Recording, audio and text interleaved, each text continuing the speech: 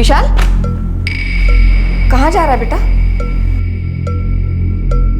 कुछ जवाब तो दे, कहाँ जा रहा है? रात को 2 बजे तो घर आया है तू, 12 बजे तक सोया था, ना नाश्ता किया है ना कुछ, ऐसे ही बाहर जा रहा है। ये तो बता कहाँ जा रहा है? कुछ काम है। क्या काम है? दुकान पे तो कुछ काम करता है नहीं तू, सिर्फ सोने के लिए घर आता है। अरे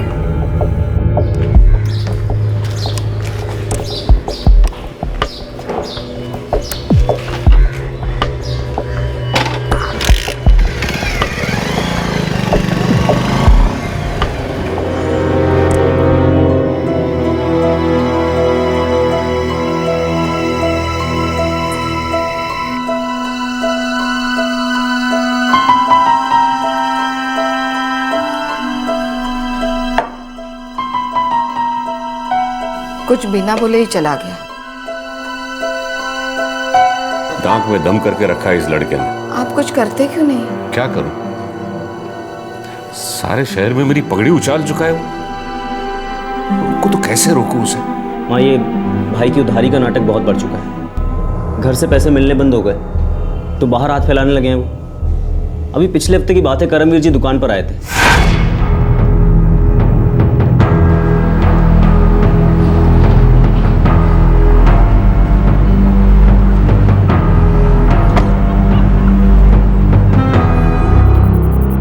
जी बोली करमवीर जी।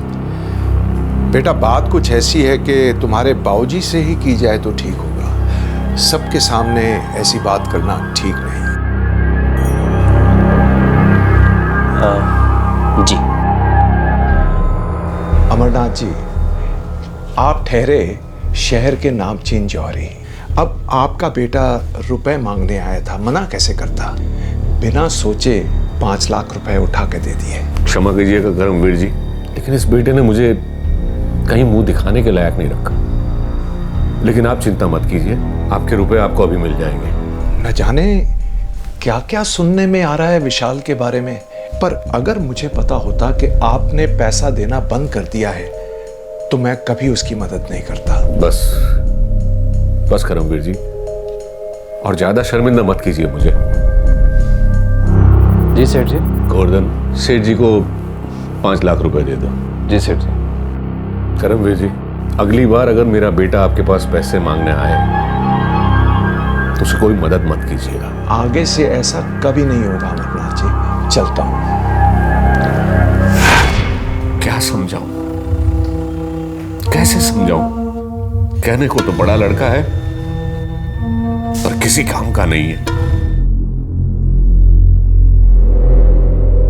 एक अमीर बाप जिसका अपने शहर में नाम है, इज्जत है, अपने बड़े बेटे की करतूतों से परेशान था। बेटा कोई 15-16 साल का नहीं, 30 बरस का जवान था, नशे का आदी था। माँ बाप और छोटे भाई सबके लिए विशाल को यह समझाना बहुत मुश्किल था कि वो अपनी जिंदगी बर्बाद कर रहा है। और एक दिन विशाल दोपहर में घर से बाहर निकला और अगले दिन सुबह तक घर नहीं लौटा। क्या यह कोई दस्तक थी? क्या कुछ ऐसा हो चुका था जिसकी दस्तक शायद घर में सबने सुनी थी?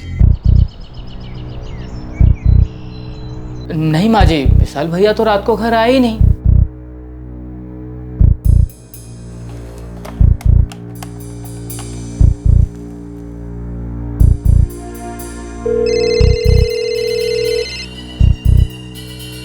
रिंग तो ऊपर ही बज रही है, जा जरा देख कर तो आ। जी माँ जी।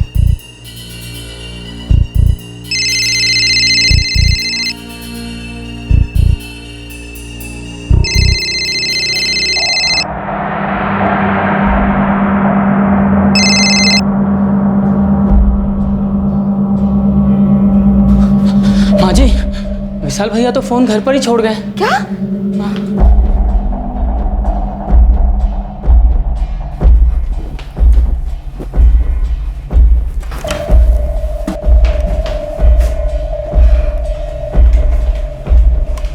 फोन तो यही है, मगर विशाल है कहाँ ये लड़का?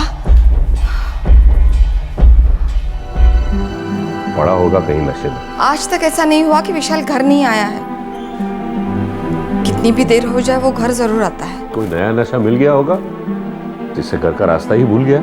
आपको हो ना हो मुझे चिंता हो रही है उसकी। माँ, आ जाएंगे भैया, किसी से उधार ले लिया हुआ, पैसे खत्म होंगे तो अपने आप चले आएंगे। फोन भी तो लेकर नहीं गया है।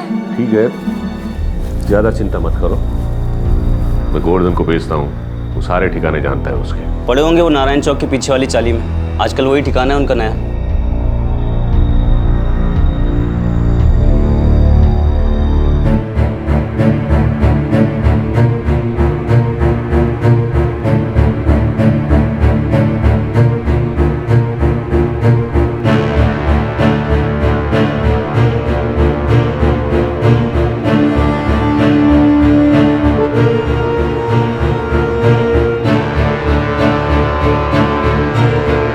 वीरेन, अब मुझे चिंता होने लगी। वो वहां भी नहीं है जहाँ हमेशा जाता है, कहीं कुछ हो न गया हो।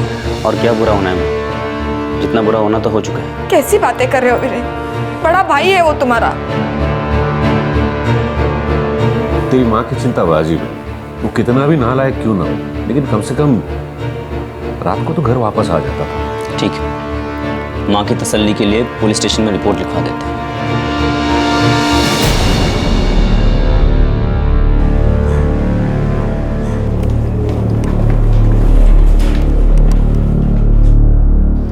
सर सच कहूँ तो विशाल भैया नशे के आदी थे, ड्रग्स, दारू, कुछ भी।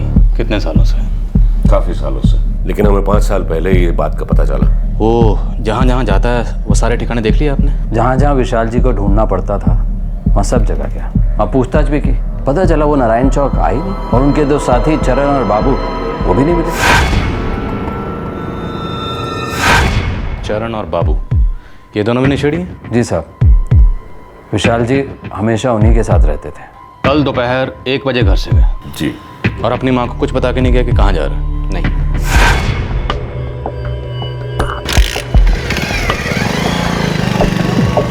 और अपना फ़ोन घर पर ही छोड़ के गया? जी, माँ ने सुबह फ़ोन लगाया तो फ़ोन घर पर ही था, शायद भूल गया होगा। सिंह, फ़ोन की लोकेशन पता करो, वेरीफाई करो कि फ़ोन रात को घर पर ही था या वो रात को बाहर से घर पर कहीं आया और उसके बाद कुछ हुआ। सर एक बात है जो मैंने अब तक किसी को बताई नहीं। क्या? विशाल जी कल दोपहर 1:30 बजे दुकान पर आए थे। विशाल दुकान पर आया था? जी सेठ जी। ये बात तुमने अब तक छिपाई? गोल्डन, कल से अब तक तुम कुछ बोले ही नहीं। सेठ जी, विशाल जी को रुपयों की जरूरत थी।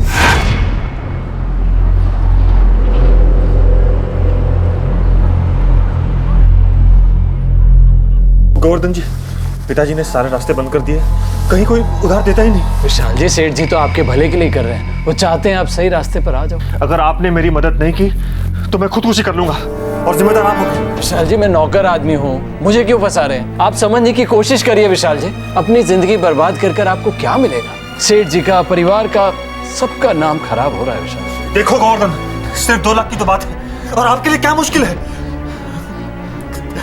देखिए, अगर आपने मेरी मदद नहीं की तो वो लोग मुझे मार देंगे। प्लीज मुझे बचा लीजिए, प्लीज, मैं आपके आगे हाथ जोड़ता हूँ, मुझे बचा लीजिए। विशाल जी, मेरे पेट पर लात क्यों मार रहे हैं? सेठ जी को पता चल गया तो? पिताजी को कुछ नहीं पता चलेगा, सिर्फ 2 लाख की तो बात है। आपके लिए क्या मुश्किल है? दे दीजिए ना, दे दीजिए ना। मुझे कुछ समझ में ही नहीं आया क्या करूं। विशाल जी हाथ जोड़ रहे थे, मालिक का बेटा जिंदगी की भीख मांग रहा था। मैं कमजोर पड़ गया जी और मैंने 2 लाख रुपए उसे दे दिया। क्या किया तुमने गोवर्धन? मुझे तो बता दे, उसे मेरे पास ले आते तुम। सेठ जी बहुत बुरी हालत में थे वो। उनकी हालत कब बुरी नहीं होती गोवर्धन अंकल, आपको बिल्कुल उन पर तरस नहीं खाना चाहिए था। मजबूरी थी सर, बार बार बोल रहे थे वो लोग उन्हें मार डालेंगे। कुछ पता है आपको कौन थे वो लोग जो उसे धमका रहे थे? बताया नहीं जी। क्या आपका बेटा अक्सर इधर उधर से पैसे मांगता रहता है? जी, मेरा बेटा शराब और नशे के लिए कुछ भी कर सकता था। तंग आ चुका था मैं उससे, मैंने उसे पैसे देना बंद किया तो मेरा नाम इस्तेमाल करके लोगों से पैसे उठाता था। लेनदार दरवाजे पे आके खड़े रह जाते थे, बहुत ही शर्मिंदा होना पड़ता था मुझे। सर ज़रूर भाई ने किसी गुंडे या मवाली से पैसे लिए होंगे और फंस गए, इसलिए हमको ये दिन देखना पड़ रहा है। कोई फोटो लाए आप उनकी? गोवर्धन अंकल,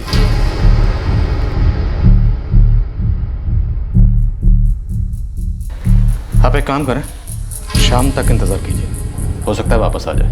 तब तक हम ये तस्वीर सारे पुलिस स्टेशन में भेज देते हैं।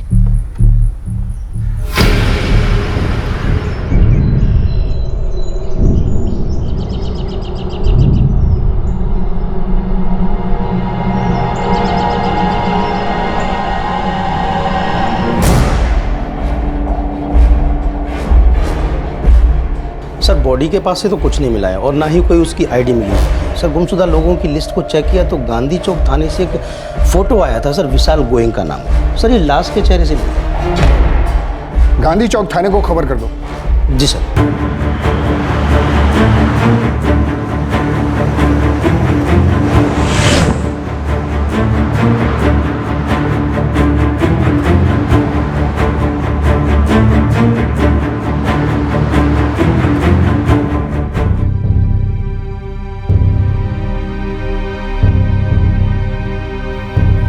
विशाल! विशाल!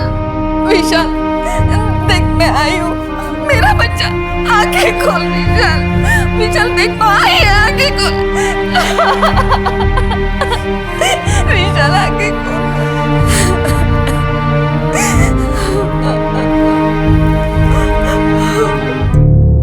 हाईवे के पास लाश मिली। आइडेंटिफिकेशन तो कुछ था नहीं, पर आपके थाने से 1 घंटा पहले जो फोटो आई थी हमारे पास, उससे पता चला कि लाश विशाल गोयंका की है। ये गोली देसी कट्टे से चली हुई है। हाँ, सिर्फ एक गोली मिली है बॉडी में। पॉइंट ब्लैक रेंज से फायर किया है, हार्ट की आर्टरी फट गई,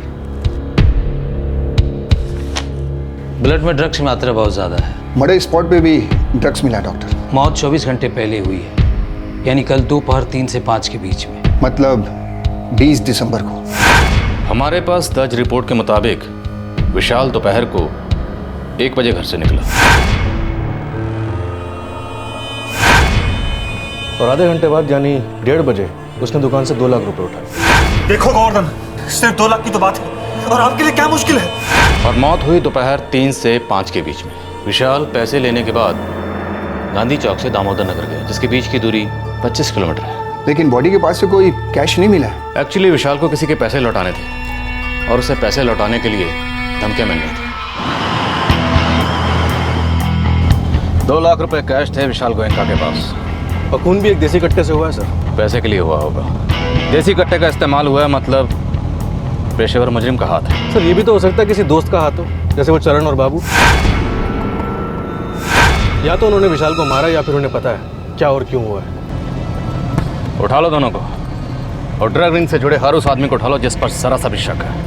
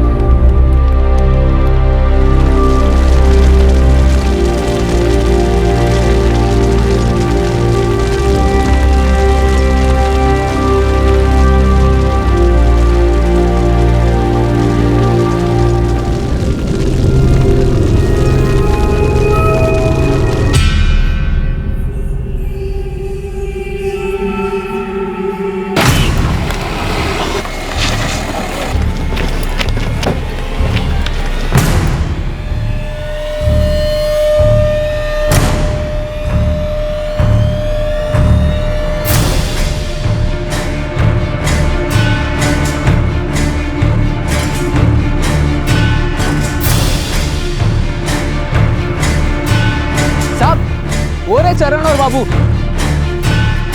बड़े गांजा मार के हमेशा इधर ही पड़े रहते हैं। चलो पकड़ो उन्हें, चलो उड़ा इन लोगों को।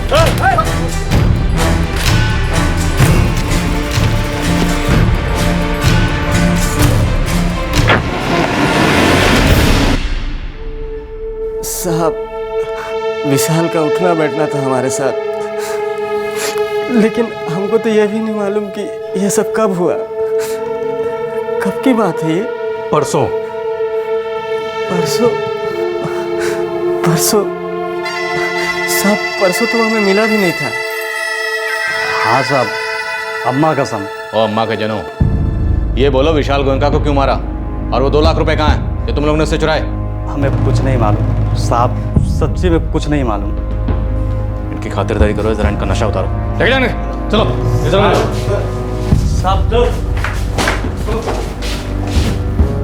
बंसी विभूषित करा नवनीरदावत पीताम्बरधरुणिबिम्ब फलाधरोष्ठान पूर्णेन्दु सुंदर मुखा रविबिंद्रनेत्रा कृष्णात् परं किमपि तत्तमहं न जाने।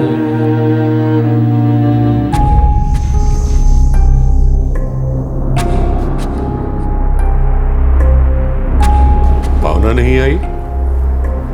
वो शमशान से ही चली गई।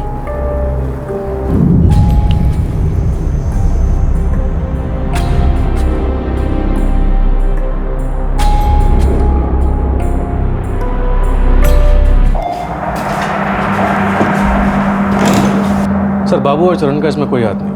दोनों को दिन रात नशे के अलावा कुछ नहीं मालूम। विशाल गोयनका को पैसे लौटाने के लिए धमकियां मिल रही थी। उसके बाप ने उसकी उधारी के सारे रास्ते बंद कर दिए थे और घर से भी पैसे देने बंद कर दिए थे।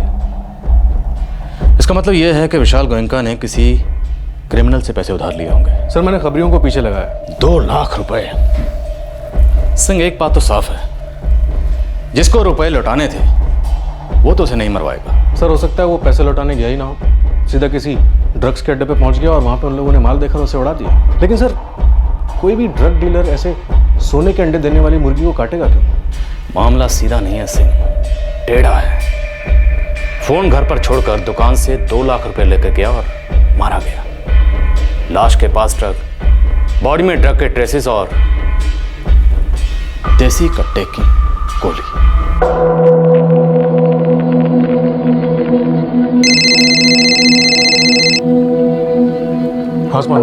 हाँ साहब, सुपारी वाला मामला हो सकता है साहब, पर अभी तक कुछ पक्का नहीं है। हाँ, पर एक खबर है जो शायद आपके काम की हो सकती है। क्या?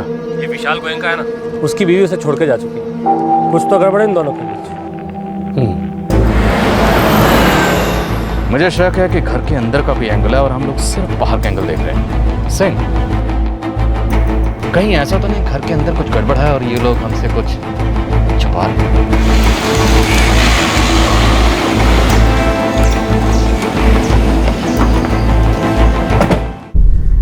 हमारी बहू भावना मेरे बेटे विशाल की नशे की आदत से बहुत तंग आ चुकी थी। ये हमारा पर्सनल मैटर है और हमें नहीं लगता कि विशाल भैया की मौत में भावना का कोई हाथ होगा। मौत नहीं, murder. Mister Viren Goenka murder. मानता हूं आपका भाई भटक गया था और उसके भटकाव का उसके कत्ल से बहुत गहरा ताल्लुक है। इंस्पेक्टर साहब, मेरा भाई दुकान से 2 लाख रुपए लेकर गया था। न जाने कहाँ कहाँ उधारी करता फिरता था, कैसे कैसे लोगों के साथ उसका उठना बैठना था। उसके नशेड़ी दोस्त उसके पैसे का फायदा उठा रहे थे, समझ सकता हूँ। 2 लाख रुपए बहुत होते हैं, मानता हूँ, पर उससे कहीं ज्यादा फायदा किसी और को हो सकता है।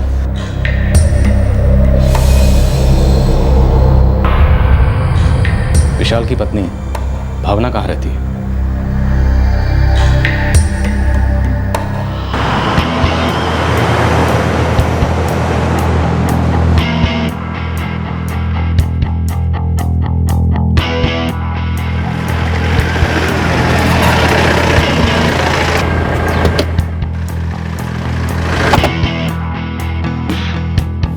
मनमुटाव था। दामाद को शराब और चरस की आदत है, इस बात का तो पता ही नहीं था। बेटी को पता चला शादी के बाद। जब उसके बर्दाश्त की हद हो गई तो वो उसे छोड़कर वापस आ गई। आपकी बेटी से बात कर सकता हूँ?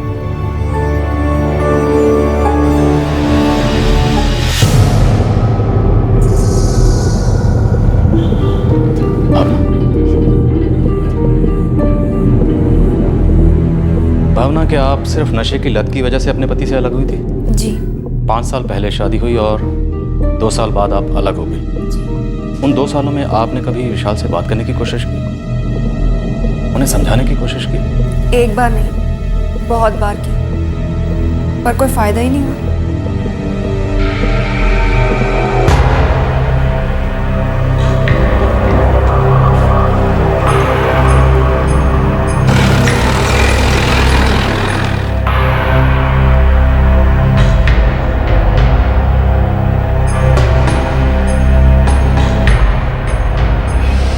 बेटा सच सच बता, और कोई बात थी? नहीं पापा। बेटा मैं जानता हूं कि तुम मुझसे सच नहीं बोल रही हो। तुमने आज तक इस रिश्ते के बारे में मुझसे कभी सच नहीं कहा।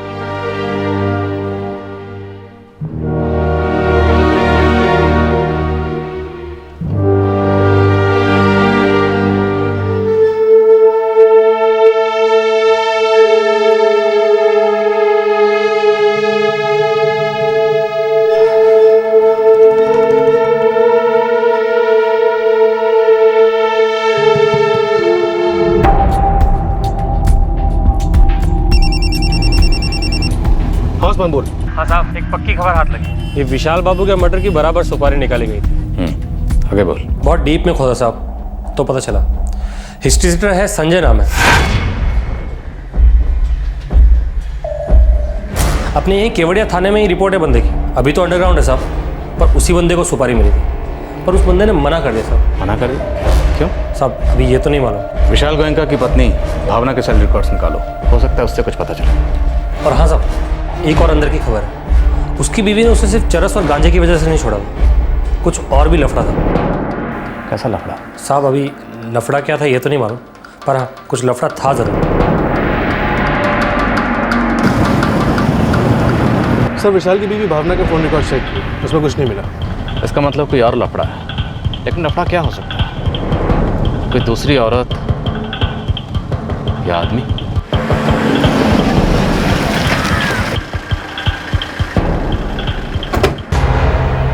और क्या पूछना है आपको? मेरी बेटी बता चुकी है कि उसने अपने पति को क्यों छोड़ा।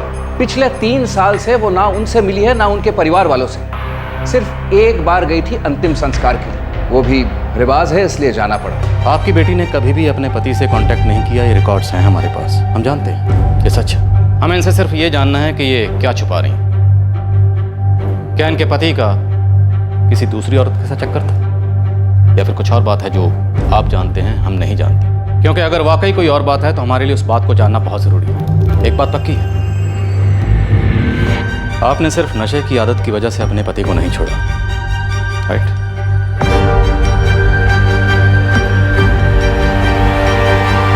मैं आपसे अकेले में कुछ बात करना चाहती हूँ। पति पत्नी का जैसा रिश्ता होता है वैसा रिश्ता हम दोनों के बीच कभी था ही नहीं। शादी के बाद पता चला कि सिर्फ माँ बाप के कहने पर उन्होंने मुझसे शादी की थी। कोई दूसरी औरत थी उसकी जिंदगी?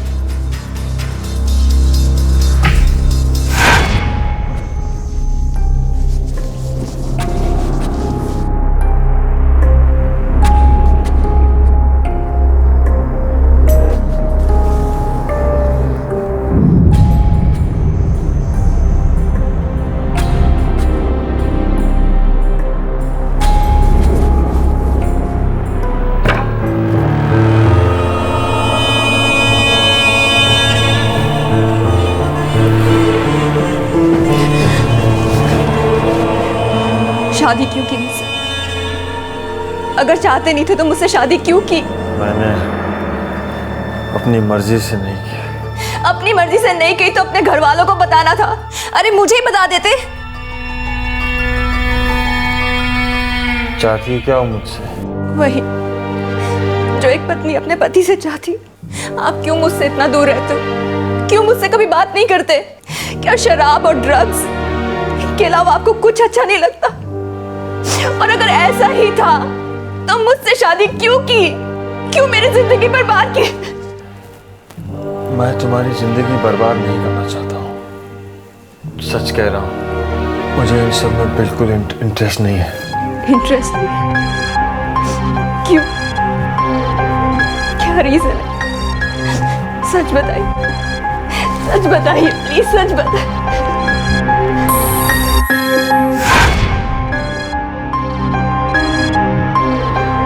क्यों इंटरेस्ट नहीं था विशाल को? उन्हें औरतों में दिलचस्पी नहीं थी। ये बात मैं किसी से कहना नहीं चाहती थी, अपने घर वालों से तो बिल्कुल भी नहीं। वो ड्रग एडिक्ट थे, यही वजह काफी थी उनसे अलग होने की, और मैं अलग हो गई।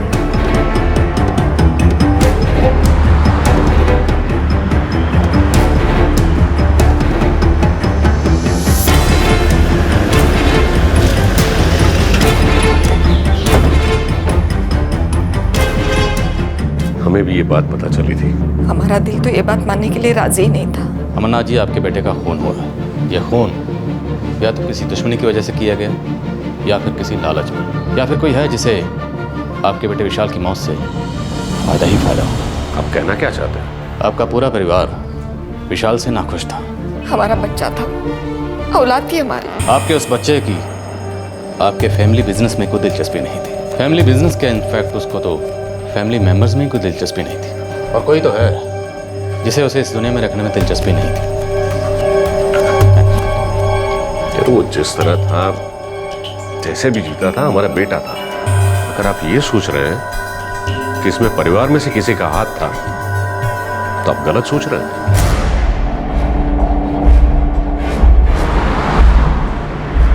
इस गोयनका फैमिली के अंदर बाहर की सारी डिटेल्स ढूंढ निकालो। कोई नहीं बचना चाहिए, माँ बाप भाई कोई भी। कोई ऐसी बात नहीं होनी चाहिए जो हमें ना पता हो। यस सर, घर का ही कोई है जो ये गेम खेल चुका है, पक्का है।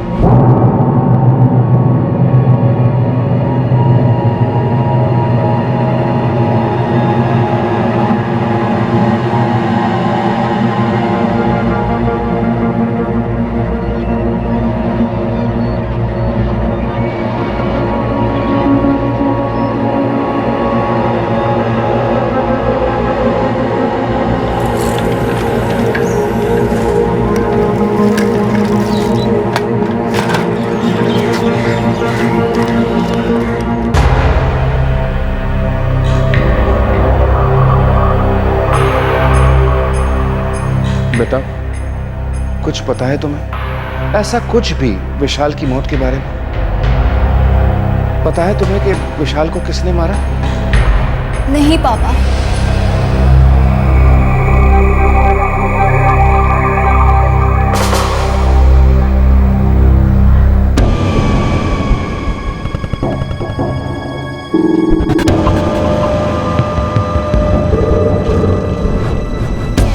हाँ साहब, संजय यहाँ पर है, गुलबहार रेस्टोरेंट में साहब, ये सेवादान रोड पर साहब।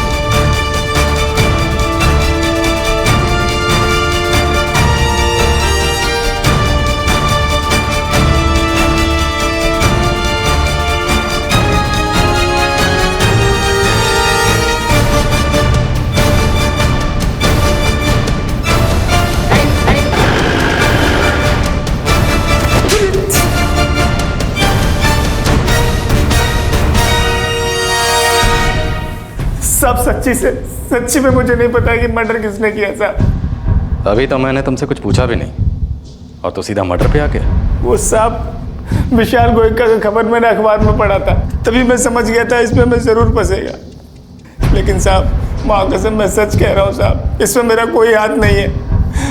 मुझे फोन पे सुपारी मिली थी, लेकिन वो ऑफर मैंने मना कर दिया साहब। क्यों? तू तिरुपति हो गया है?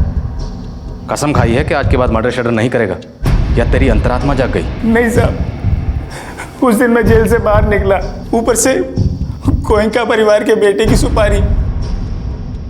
बड़े लोग हैं, सोचा हाथ डालूंगा तो बचूंगा नहीं। चलो मान लिया कि तुमने सुपारी ली नहीं, पर सुपारी दी किसने ये तो बता। 50,000 का ऑफर था उसको खत्म करने के लिए।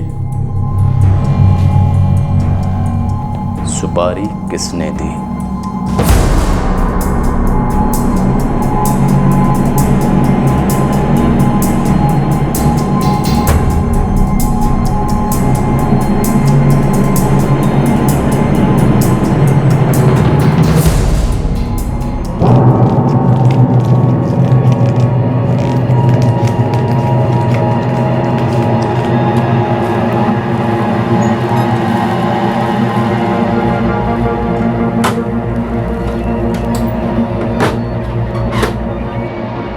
सेठ जी, पुलिस को पता चल गया कि विशाल जी को मारने की सुपारी दी गई थी। कितनी बार उसे समझाया तो सुधर जा। अरे जिंदगी में नशे के अलावा और सारी बहुत चीजें हैं, लेकिन नहीं। बड़ा बेटा था ना, इस लड़के को देख, छोटा है पर कितना समझदार है। विशाल क्यों नहीं था ऐसा? उस दिन मैं जेल से बाहर निकला, ऊपर से गोयनका परिवार के बेटे की सुपारी। बड़े लोग हैं, सोचा हाथ डालूंगा तो बचूंगा नहीं। चलो मान लिया कि तुमने सुपारी ली नहीं, पर सुपारी दी किसने ये तो बता। 50,000 का ऑफर था उसको खत्म करने के लिए।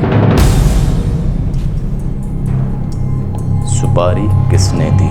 केवड़िया थाने के लॉक में मुझे अश्विन मिला। अश्विन कौन? वो सुपारी लेता है। बात को घुमा मत, सीधा मुद्दे पे आ वरना तोड़ डालूंगा। क्या साहब, मुझे अंदर क्यों कर रहे हो? मैंने तो कुछ किया भी नहीं। अरे खुश हो अंदर कर रहे हैं, अंदर रहेगा तो कुछ करेगा भी नहीं, समझे? तेरा रिकॉर्ड भी साफ रहेगा, सफेदी की चमकान, समझा? चल जा अंदर, धो ले अपने पाप। अरे साहब, मुझे कब छोड़ोगे? मेरा तो मैटर एकदम क्लियर है। बहुत खुजली हो रही है बाहर जाने की, चुपचाप बैठ अंदर। साहब का ऑर्डर आएगा तब छूटेगा तुम। तो आज बाहर जा रहा है क्या? हाँ, लेकिन साहब का ऑर्डर मिले तब ना। एक काम करेगा क्या? इधर बोल। देख, मुझे एक काम करना था लेकिन मैं तो अंदर हो गया। तो तू करेगा? अच्छा माल मिलेगा। काम क्या है और माल कितना मिलेगा? देख, तुझे बाहर जाकर एक फ़ोन करना है बस। और काम क्या है? तू फ़ोन तो कर, सब पता चल जाएगा। अश्विन ने मुझे एक फ़ोन नंबर दिया था, बाहर आकर उसको फ़ोन लगाया।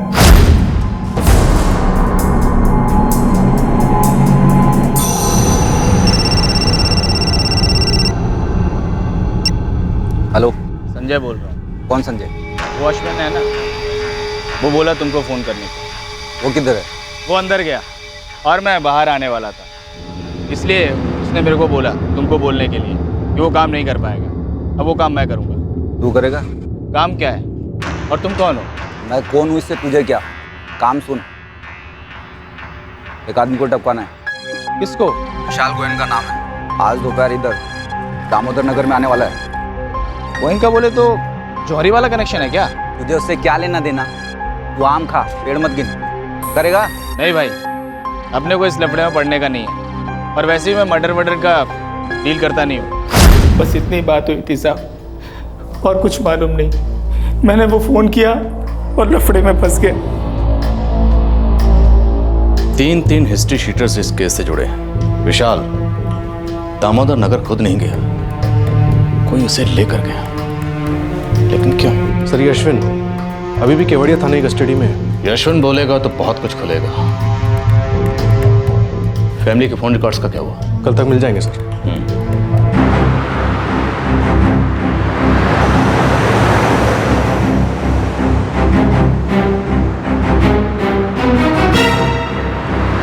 चल। कौन, मैं? हाँ तू ही, और कौन? क्या साहब, छोड़ रहे हो क्या? नहीं, धुलाई करनी है तेरी। अबे चल। संजय को किसका नंबर दिया था? किससे बात करने के लिए बोला था? कपिल नारायण साहब। कौन कपिल नारायण? साहब वो छोटा मोटा सुपारी लेता है साहब। कोई फालतू स्टोरी मत बनाना वरना तेरे दांत तोड़ दूंगा। बोल, ये कपिल नारायण कौन है और इसने विशाल गोयनका की सुपारी क्यों दी थी? साहब मैं सच बोल रहा हूँ, मुझे इतना ही पता है। वो कपिल नारायण ने कहा था कि विशाल गोयनका दामोदर नगर आएगा और उसको वहीं उड़ाना है साहब। 25? दिमाग खराब हो गया क्या? मुझे 50 मिलेगा। आगे समझ रखा क्या मुझे? देख, विशाल गोयनका इस शहर के सबसे बड़े जौहरी का बेटा है और 1 लाख से कम तो तू लेगा नहीं, इसलिए 50 से कम में काम नहीं करूँगा। ठीक है, 50 मिलेगा और काम 20 दिसंबर को होना चाहिए। कहाँ? यहाँ दामोदर नगर में। कोई विशाल को इधर लाएगा, ठीक है? काम होने से पहले 25 सुबह मैं तुझे देगा, बाकी काम होने के बाद 25। और कट्टा? कट्टा कौन देगा? देखो कट्टे का इंतजाम तुम्हें करना पड़ेगा, मैं झमेले में पड़ने वाला नहीं हूँ, ठीक है? बस साहब इतनी ही बात हुई थी साहब। मुझे नहीं पता कि विशाल गोयनका को उधर कौन लाने वाला था साहब। मेरी तो हाजिरी थी, कुछ चोरी वोरी हुई थी, उस चक्कर में मुझे अंदर कर दिया। मैं तब से अंदर ही हूँ साहब।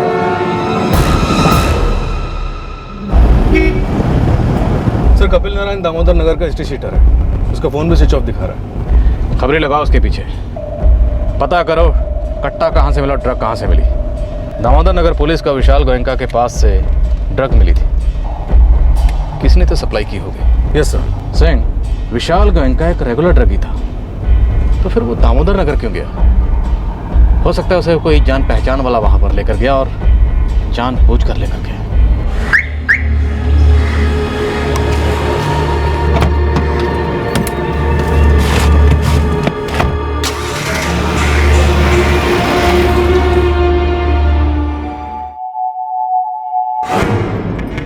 माँ जी, माँ जी, मैं दुकान जा रहा हूँ, डब्बा दे।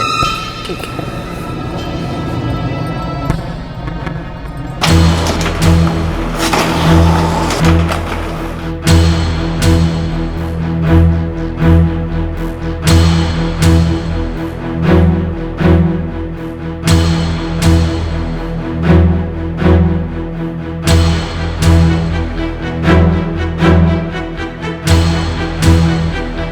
अमरनाथ गोयनका,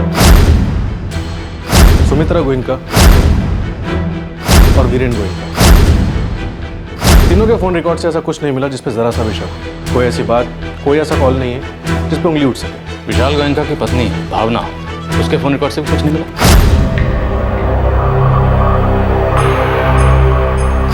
ऐसे दो लोग हैं जिनको विशाल गोयनका की मौत से फायदा हो सकता है। पहला घर का छोटा बेटा वीरेन गोयनका, बड़े भाई की मौत से बाप की प्रॉपर्टी का वो अकेला वारिस बनता है, और दूसरा उसकी बीवी।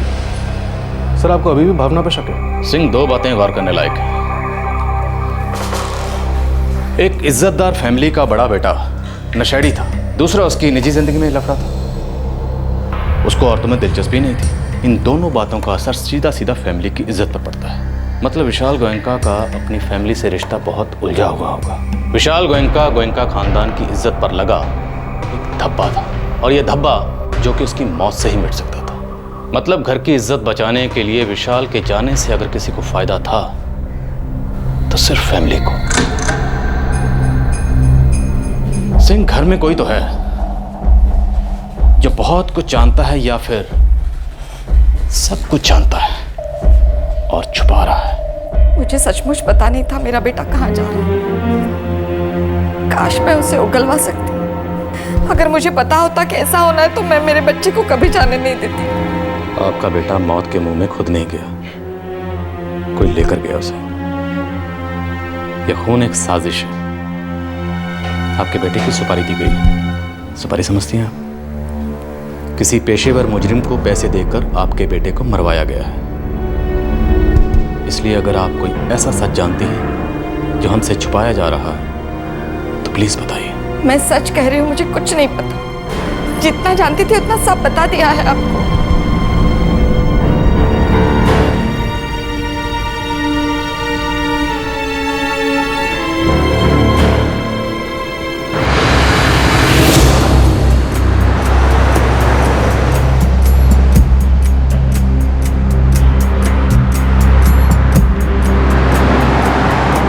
क्यों झूठ बोलूंगा साहब? 27 साल से सेठ जी के साथ काम कर रहा हूं, उन्हीं का नमक खाया। उनके बड़े बेटे विशाल जी कई बार मुझसे पैसे ले जा चुके हैं, वीरेन भी लेता रहता है। बच्चे थे तब से देखा है उन्हें साहब, अंकल कहते हैं मुझे। गोवर्धन जी, इसका मतलब यह है कि आप गोयनका परिवार के फैमिली मेंबर की तरह हैं। जी। अब ये बताइए कि विशाल गोयनका के मरने से सबसे ज्यादा फायदा किसको हुआ होगा? गोवर्धन जी, गोवर्धन जी, सवाल तो समझ में आया ना? बड़ा अच्छा परिवार है साहब, इज्जत वाले लोग हैं। उनमें से कोई भी ऐसा काम क्यों करेगा साहब? आप गलत सोच रहे हैं साहब। मैं अपना सवाल एक बार फिर से दोहराता हूँ। विशाल गोयनका के मरने से सबसे ज्यादा फायदा किसको हुआ होगा? क्योंकि उसे मारने के लिए 1 लाख की सुपारी दी गई थी। 1 लाख की। अब कोई किसी को मारने के लिए ऐसी तो सुपारी नहीं देगा। और उस दिन विशाल ने आपसे 2 लाख रुपए लिए थे किसी को देने के लिए, सही बोल? जिस दिन वो दुकान से आपसे 2 लाख रुपए लेकर गया, उसी दिन वो मारा गया। अब जिसने उससे रुपए लेने होंगे वो तो उसे मरवाएगा नहीं, क्योंकि उसके पैसे डूब जाएंगे। अब 2 पॉसिबिलिटीज है, या तो विशाल गोयनका को किसी फैमिली मेंबर ने मारा, या फिर उनकी फैमिली के किसी दुश्मन ने। अब ये दुश्मनी वाला एंगल हम अच्छी तरह से जान चुके हैं, और हमारी जानकारी के मुताबिक अमरनाथ गोयनका का बिजनेस में कोई दुश्मन नहीं था, या कम से कम इतना बड़ा दुश्मन तो कोई नहीं था जो उनके बेटे को जान से ही मरवा दे, क्योंकि उनके नशेड़ी बेटे को तो बिजनेस में कोई इंटरेस्ट ही नहीं था। तो मैं अपना सवाल एक बार फिर से दोहराता हूँ, विशाल गोयनका को मरवा कर सबसे ज़्यादा फायदा किसको हुआ? साहब दोनों भाई एक दूसरे से कम ही बात किया करते थे। ये भाई भाई की बात छोड़, सच बता, विशाल गोयनका को किसने मारा?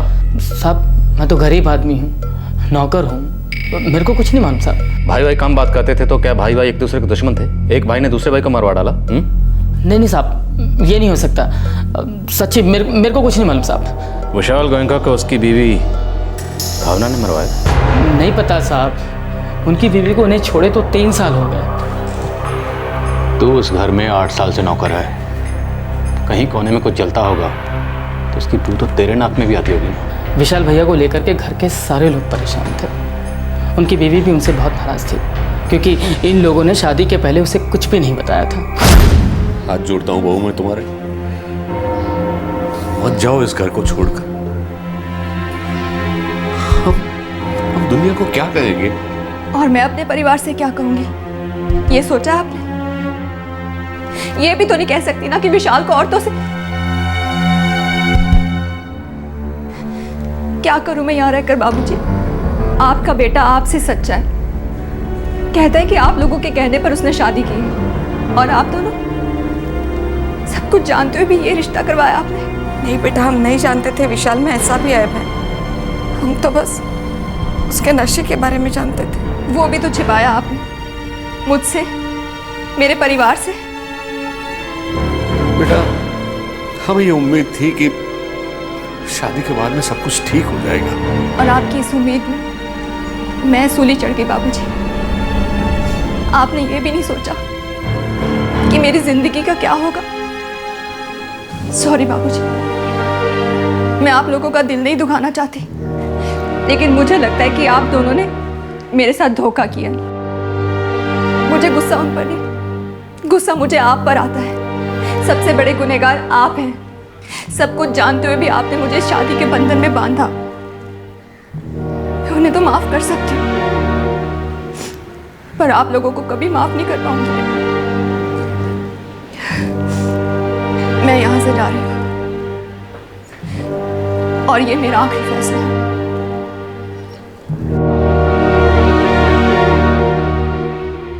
साहब मेम साहब को गुस्सा भैया पे नहीं था, बाकी सब पे था, फिर भला वो क्यों मारेंगे उन्हें?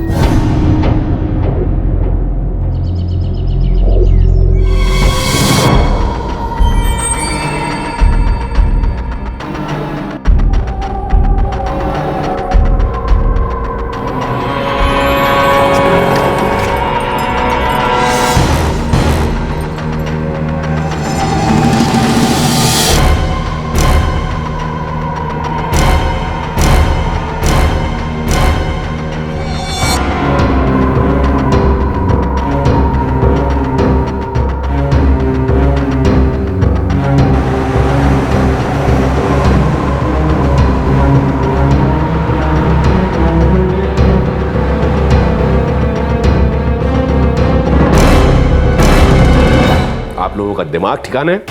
आप लोग मेरी बीवी से, मेरे नौकर से, मेरे मैनेजर से पूछताछ कर रहे हैं। सर हम अपना काम कर रहे हैं, हम हर उस आदमी से पूछताछ करेंगे जो आपके बेटे, सुना, जो आपके बेटे के बारे में इतनी सी भी बात जानता है जिससे हमें ये पता चले कि उसका कत्ल क्यों हुआ, कैसे हुआ। आप लोग मेरी और मेरे परिवार की इज्जत की धज्जियां उड़ा रहे हैं। सर हम अपनी ड्यूटी कर रहे हैं, आपके बेटे का खून हुआ है और उसके खूनी को ढूंढना हमारा फर्ज है। तो जाइए ढूंढिए खूनी को। मेरे परिवार की इज्जत पे कीचड़ मत उछालिए। अमरनाथ जी, हम आपके परिवार की इज्जत पर कीचड़ कैसे उछाल सकते हैं?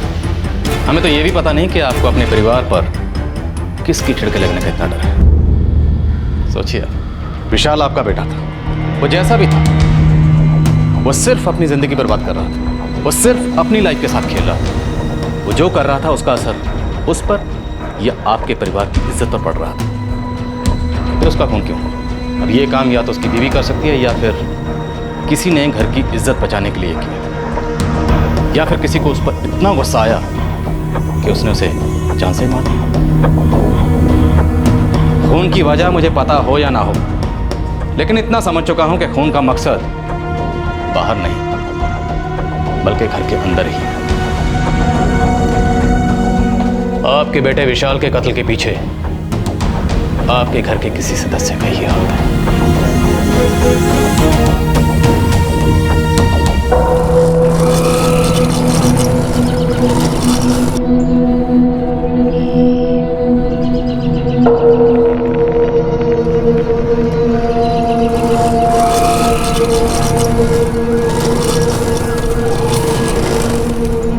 उस साइड में एक चीकू का बाग है।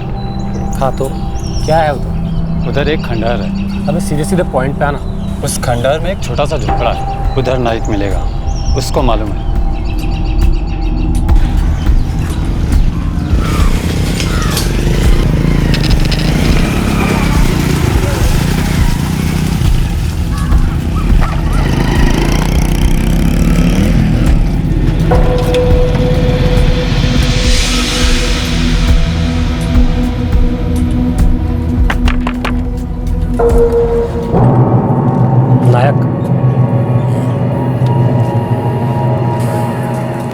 देख बे, अपने को किसी फालतू लफड़े में नहीं पड़ने का है।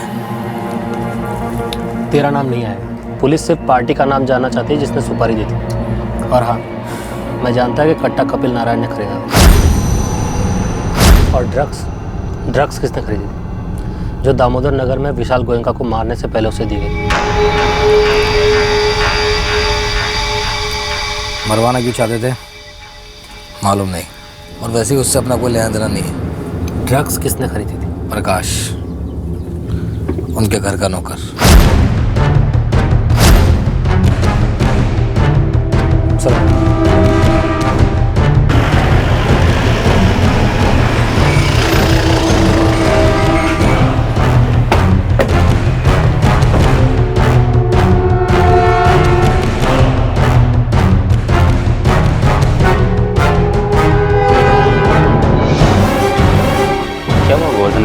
पुलिस ने प्रकाश को हिरासत में ले लिया।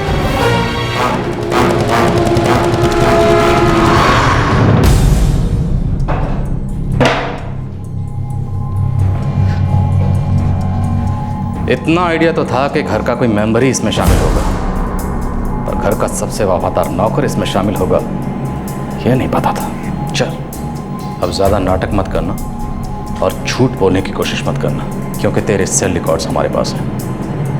मर्डर की दोपहर 2:30 से 5 बजे तक तेरी हर मोमेंट की खबर हमारे पास है।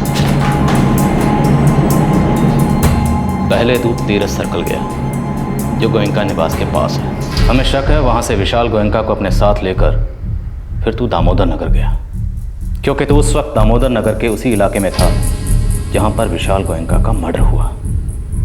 अब सच की उल्टी कर डाल, वरना तेरे हलक में हाथ डालकर पूरा सच बाहर निकालूंगा।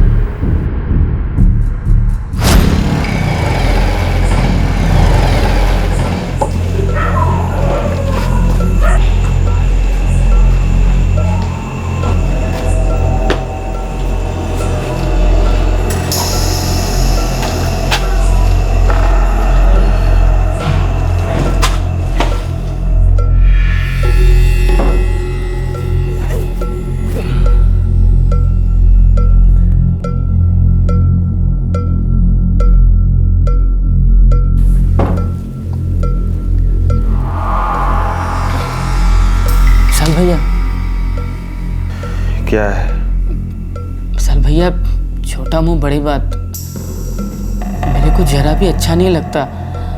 आप ये नशा पाने के लिए इधर उधर मारे मारे घूमते रहते हो। अब क्या इस घर के नौकर का भी भाषण सुनना पड़ेगा?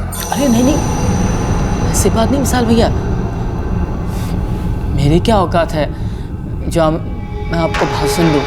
मैं तो सिर्फ आपकी मदद करना चाहता हूँ। मेरे को मालूम है बड़े मालिक आजकल आपको पैसे नहीं दे रहे। विशाल भैया, मेरे पास एक रास्ता है। एक चरस गांजा बेचने वाले को मैं जानता हूँ। मेरा कर्जा है उसके ऊपर और वो दे नहीं पा रहा है। हाँ, लेकिन बदले में नशे का माल देने को राजी हो गया है। और वो भला मैं लेकर क्या करूँगा? मतलब मेरे किस काम का है ना विशाल भैया? आप चाहो तो रख लो, इसी बहाने मेरे पैसे भी वसूल हो जाएंगे। माल का है? एक दोस्त के घर पे बहुत सारा माल है। तो जाके लेके आओ उससे। अरे नहीं भैया, मैं खुद आपको वहाँ लेके चलूँगा।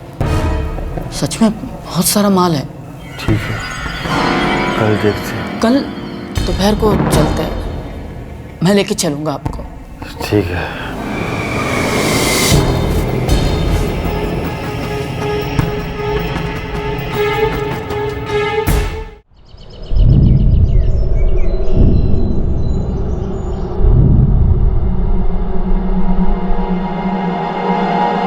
प्रकाश तो 7 बजे तक आ जाएगा ना? हाँ माँ जी, बस घंटे 2 घंटे का काम है, निपटा के आ जाऊँगा। आप चिंता मत करो। और रात का खाना? आ जाऊँगा, तब तक आकर बना लूँगा। माँ जी आप बिल्कुल ही चिंता मत करो, ठीक है? ठीक है।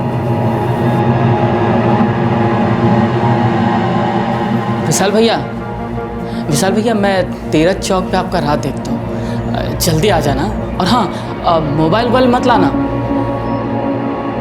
विशाल भैया माँ जी को भी कुछ मत बताना। अगर माँ जी को पता चल गया कि मैंने ही माल दिलवाया है, मेरी तो छुट्टी ही समझो।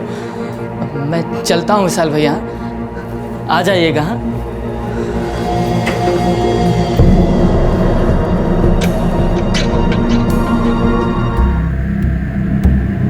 कुछ जवाब तो दे, कहाँ जा रहा है? कुछ काम है। अरे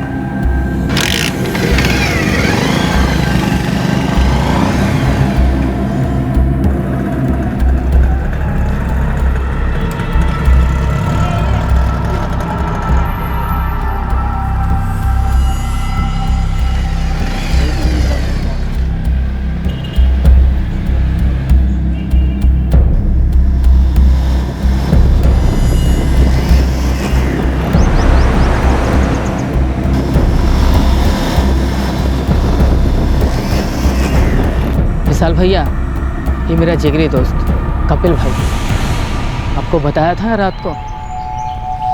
माल का है?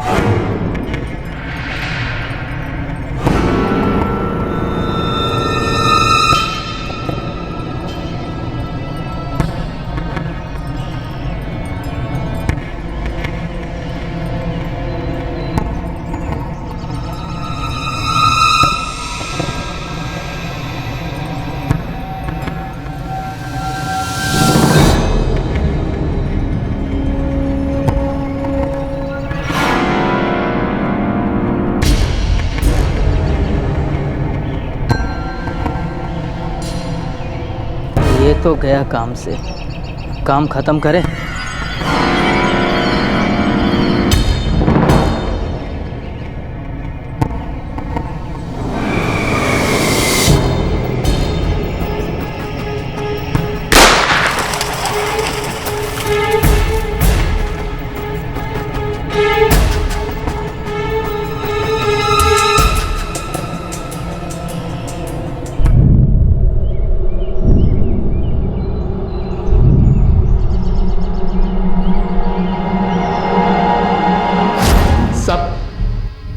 कपिल को मैं पहले से ही जानता था।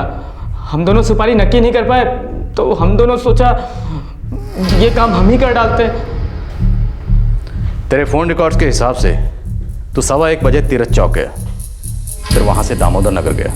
गोयनका निवास से गांधी चौक की दुकान का फासला 20 मिनट का, सिर्फ 20 मिनट।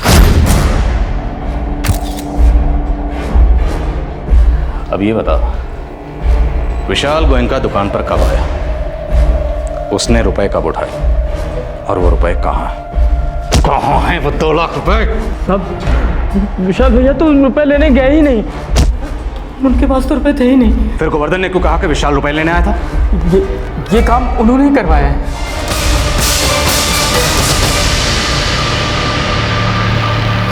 प्रकाश सुन, तीरथ सर्कल है ना, वहाँ कृष्णा रेस्टोरेंट है, तो वहाँ पर आ जा। बात क्या है गोवर्धन जी? तो मिल, फिर बताता हूँ। साहब चक्कर क्या है? सवाल मत कर। घर में सेठानी जी को बहाना बनाकर निकलना, बताना मत कि मुझसे मिलने आ रहा है। हाँ ठीक है साहब। हम 4 बजे, लेट मत करना।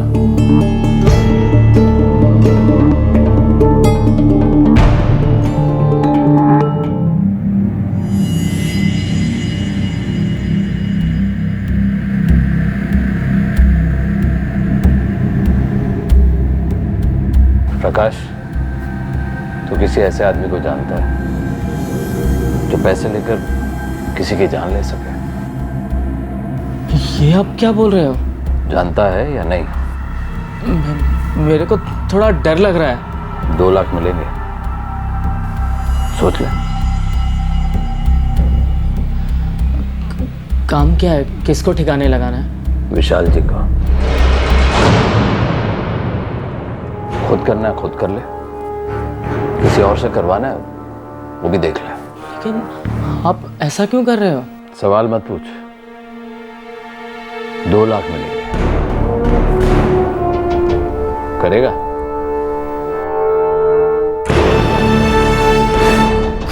साहब मेरे को काटो तो खून ना निकले, ये हाल था मेरा। और ऐसे में मैनेजर साहब सुपारी दे रहे थे, कसम से खोपड़ी खिसक गई। फिर सोचा साला कब मिलेगा इतना पैसा, रकम बड़ी थी। मैंने साहब हाँ बोल दिया।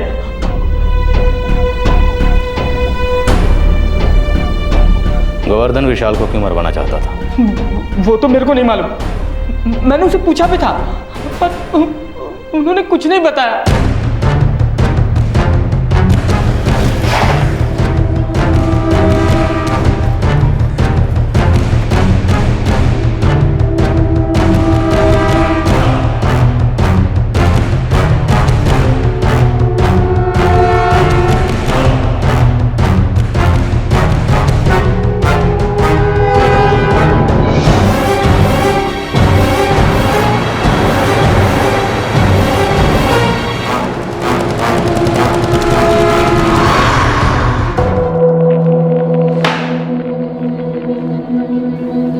गोवर्धन जी, बहुत गोल गोल घुमाया आपने, अब बोलिए माजरा क्या है? ये सच है साहब, विशाल जी को मैंने ही मरवाया। यही सच है साहब। क्यों? विशाल जी मरने ही वाले थे, आज नहीं तो कल। उनके जीने का किसी को क्या फायदा था? और उनकी मौत से किसी को क्या फायदा था? सच बोलिए, क्या वजह थी? यही वजह थी सर। गोवर्धन जी, आप 27 साल से गोयनका परिवार में नौकर हैं, जानता हूँ। आपकी गोयनका परिवार में बड़ी इज्जत है, मानता हूँ। इसलिए खामोश रहकर अपनी वफादारी का सबूत दे रहे हैं। किसे बचा रहे हैं? विशाल के बाप, माँ या भाई को, या फिर उस पत्नी को जो 3 साल पहले ही विशाल को छोड़कर चली गई थी?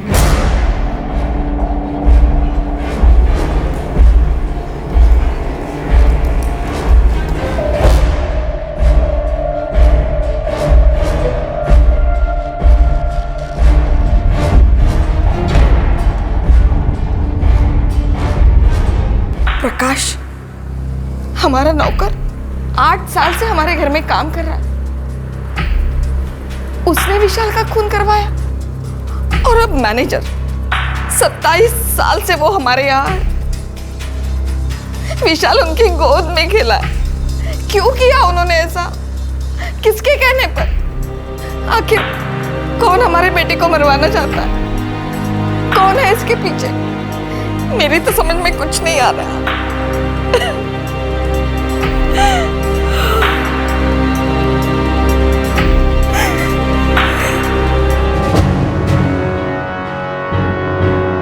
गोवर्धन जी, एक बेकसूर इंसान मारा गया है। मानता हूं उसका जीने का ढंग अलग था, मानता हूं वो कुछ ऐसा कर रहा था जिससे परिवार की इज्जत पर आंच आ रही थी, पर फिर भी किसी को क्या हक है कि उसकी जान ले ले?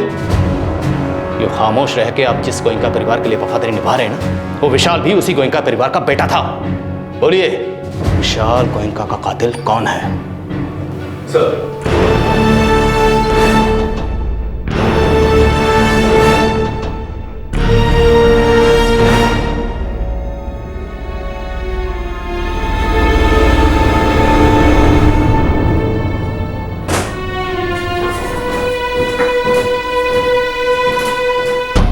गोवर्धन मेरा सबसे वफादार आदमी है।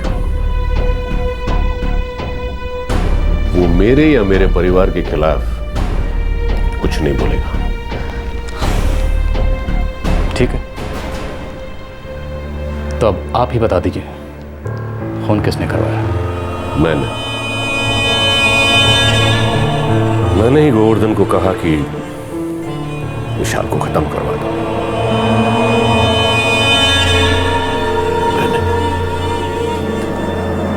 उसके बाप ने ही कहा कि उसे खत्म कर दो।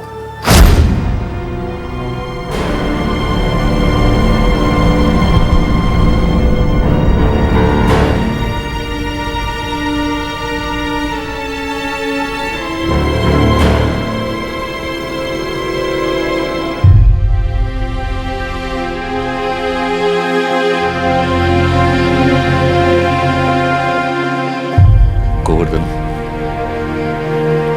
उम्मीद ही नहीं कि मेरे बेटे विशाल में कभी समझ आएगी। वो बदलेगा, ऐसा कभी होगा नहीं।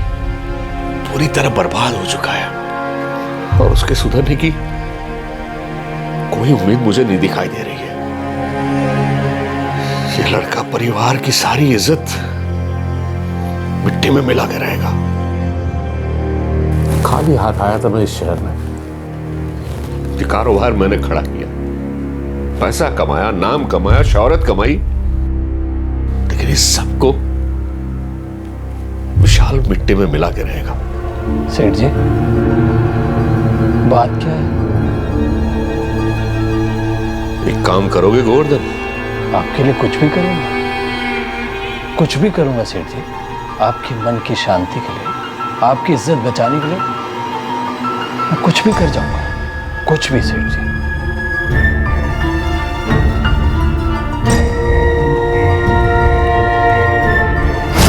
गोवर्धन ने तो वही किया जो मैंने उसे करने कहा। इसमें उसका कोई दोष नहीं है। अगर इसके लिए कोई जिम्मेवार है तो अकेला मैं ही। अमरनाथ जी, विशाल के पिता होने के नाते आपको यह हक नहीं मिल जाता कि आप अपने बेटे की जान ले लो। मैं मानता हूं विशाल का जीने का ढंग अलग था, आपको नापसंद था, पर इसका मतलब यह नहीं कि आप उसकी जान ही ले लो। आपके जिस्म के किसी हिस्से में अगर कुछ तकलीफ हो, आपके हाथ में, आपके टांग में, तो आप अपने हाथ या पैर का इलाज करवाओगे या उसे काट के फेंक दोगे? विशाल जैसा भी था आपका बेटा था, आपका अपना खून। वो भटक गया था, उसे रास्ते पर लाना आपका फर्ज था, पर आपने तो उसे इस दुनिया से खत्म कर दिया। बहुत गलत किया अमरनाथ जी, आपने बहुत गलत किया।